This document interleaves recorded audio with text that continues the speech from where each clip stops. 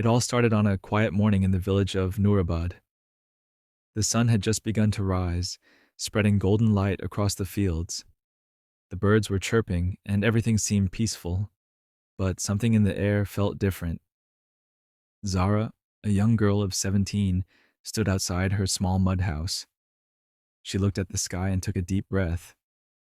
Today was not just any day. It was the beginning of something strange, something no one in Nurabad had ever seen before. She heard her younger brother, Bilal, calling from inside, "Zara, Ami is asking for you." Zara turned and walked back into the house. Their mother, a strong and kind woman, was preparing breakfast. She smiled at Zara and said, "Go help your father in the field after breakfast." Zara nodded. "Yes, Ami." After eating, she grabbed a small basket and walked toward the field. Her father was already working, his hands deep in the soil. He looked up and smiled. "You're late," he teased.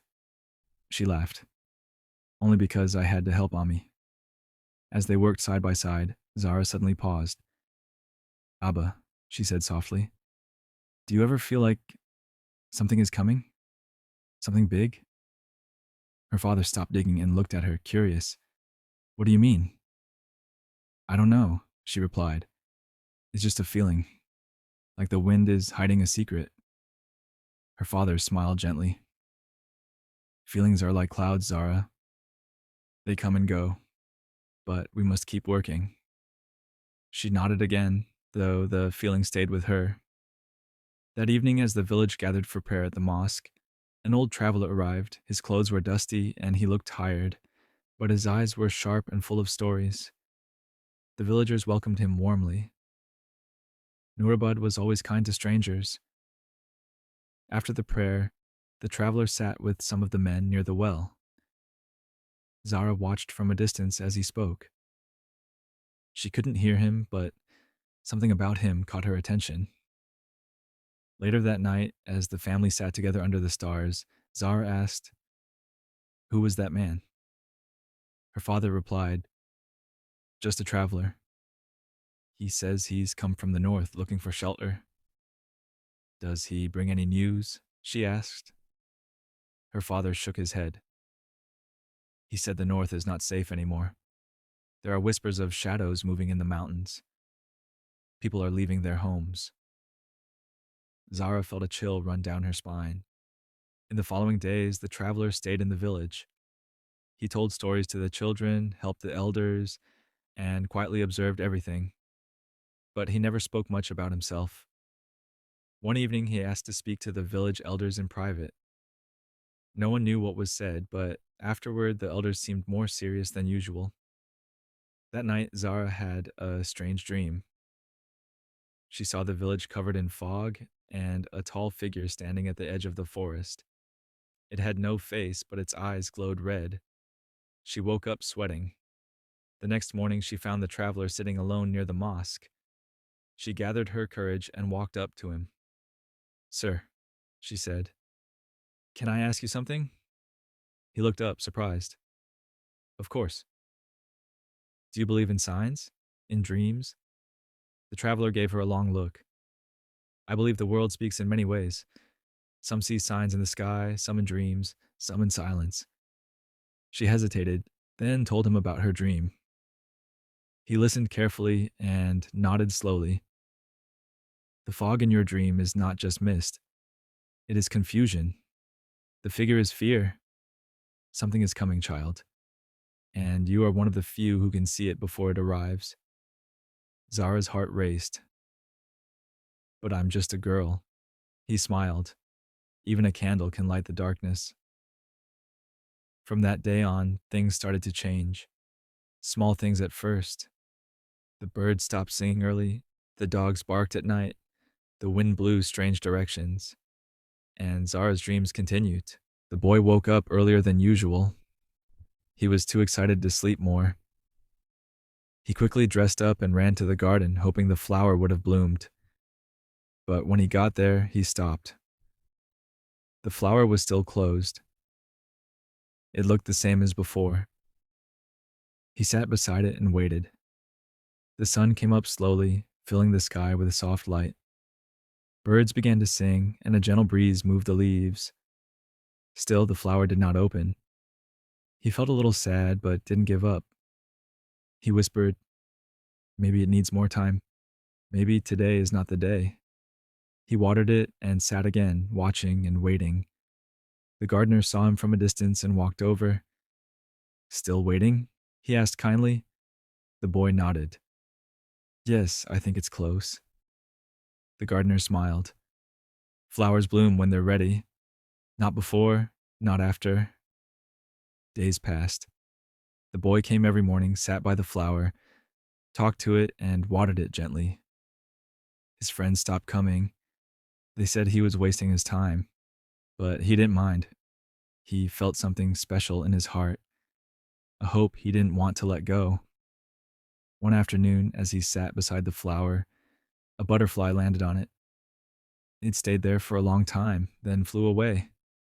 The boy looked closely and gasped. The petals had moved, just a little, but they had moved. He jumped with joy and ran to tell the gardener. "It's happening," he shouted. The gardener looked at the flower and nodded slowly. "Yes, it's beginning. Your patience is starting to show its reward." That night, the boy could hardly sleep. He kept dreaming of the flower blooming with bright colors and a lovely fragrance. The next morning, he ran to the garden. As he approached, he stopped in awe. The flower had opened. It was the most beautiful thing he had ever seen. The petals were soft and glowing in the morning light. The colors were bright, but gentle, like the sky at dawn. A soft scent filled the air. Tears filled his eyes. "It's real," he whispered. "It really happened."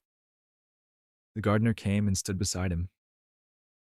"It bloomed because of your care, your patience, and your love." The boy nodded, still looking at the flower. It was worth every moment. The gardener put a hand on his shoulder. "Most people give up too soon, but you didn't. That's what made the difference." For many days, people came from far away to see the flower. They asked the boy how he made it bloom. He always smiled and said, "I just believed in it." But he knew the truth. It wasn't just belief, it was waiting, caring, hoping, even when no one else did. He still visited the flower every day, even after it bloomed. He would sit with it quietly, like an old friend. And every time he saw it, he remembered the days when it was just a closed bud and how love made it open. As the days passed, the old man continued his routine. Every morning he would walk to the same spot on the edge of the village, sit on the same rock, and stare at the horizon. His eyes, though tired, still held that spark of hope. Hope that one day his son would return. People in the village had become used to seeing him there. Some pitied him, some admired his faith, but no one truly understood the depth of his sorrow or the strength of his patience. One day, a young boy approached him. The boy had often watched the old man from afar and had grown curious. "Why do you sit here every day?" the boy asked. The old man smiled gently. "I'm waiting for my son," he said. "But what if he never comes back?" the boy asked innocently. The old man looked at the sky and whispered, "Then I will still wait. Because love doesn't stop just because time passes." The boy didn't fully understand, but he nodded, sensing something deep in the old man's voice. That night, the boy asked his parents about the old man. They told him the story of a father who had lost his son in the war. Years had passed, and most had accepted that the son would never return. But not the old man. He believed. He hoped. He waited. Meanwhile, far away in a city that never slept, a man woke up from a dream. His heart was pounding. The dream had been vivid, his father calling his name, arms wide open, eyes full of tears. The man sat up. His memories were cloudy, but something about that dream felt real. He looked at his surroundings: cold walls, a single bed, The air smelled of disinfectant. He was in a hospital. Doctors had told him he'd been in a coma for months after an accident. He had no memory of who he was, where he came from. Just a name, Zion. He whispered it to himself. Zion. The name felt like home. Days passed and bits of his memory started returning. A face here, a voice there. He remembered trees, open skies, and the gentle touch of a hand on his head. He remembered the smell of soil after rain and the sound of birds at dawn. He remembered love. One morning he told the nurse, "I want to go home." "But you don't remember where that is," she replied kindly. "I don't," he admitted, "but I'll find it." The hospital helped him contact local authorities. They issued a notice, shared his picture, and waited. Meanwhile, Zion set out, with a small bag and a heart full of hope. He traveled from town to town, asking people if they knew him. Most didn't. Some thought they'd seen him before. A few gave him directions. Every lead brought him closer to something he couldn't explain. Back in the village, the old man continued his wait. Seasons changed. Trees shed their leaves and grew new ones. Festivals came and went. Children grew older, but the old man remained the same, constant in his hope. One evening, as the sun painted the sky in orange and gold, a stranger walked into the village. He was tired, dusty, and walked with a limp. People turned to look. He didn't belong here. But he looked around like he was searching for something familiar. Then he saw the rock, and the man sitting on it. His steps slowed. His breath caught. His heart raced. The old man looked up as if sensing something. His eyes met the stranger's. For a moment, the world stood still. Then the old man stood up. The stranger dropped his bag, and they ran, limping, crying, laughing. All at once, into each other's arms. It was Zayan. He was home. Tears flowed freely. Villagers gathered, witnessing a miracle. The young boy who had once questioned the old man's weight stood in awe. He now understood what the old man had meant. Love doesn't stop. Hope doesn't die. And sometimes miracles do happen. In the months that followed, time moved forward like a quiet stream. But the ripples of that unforgettable night remained in the hearts of everyone who had been part of the battle. Zoya continued her medical work, this time in a new city where she helped rebuild communities affected by the war. Her hands were steady as always, but her eyes now held a deeper wisdom. She often remembered Captain Haroun, not with tears, but with a kind of strength. His words, "Bravery is not the absence of fear, but the strength to carry on despite it," stayed with her. They guided her every day. In that same city, Ali worked with a local school, teaching young students about peace, respect, and kindness. He no longer carried weapons, but his courage had found a new shape. The children looked up to him as a hero, not just because of what he had done during the war, but because of the patience and care he now showed them. One little boy even asked him, "Were you really a soldier?" And Ali smiled and said, "I still am, but now I fight for a different kind of peace." Back in the village, Ami, now older and more gentle, spent her days in prayer and helping other widows who had lost their loved ones. Her home had become a place of comfort, filled with warmth and love. She often spoke about her son, Haroun, sharing his stories with the children of the village, so his courage would never be forgotten. Major Abbas, now promoted and serving at headquarters, continued to make policies that protected not just the borders, but also the hearts of the people. He remembered Haroun's sacrifice and made sure young officers were trained not only in strength, but also in compassion. One afternoon, Zoya visited the base where it all began. The sun was setting, casting a soft golden light over the hills. She walked through the now quiet grounds where laughter and drills once echoed. She stopped by a small plaque that had been placed in Haroon's honor. It read, Captain Haroon Khan, a soldier, a son, a hero, forever in our hearts.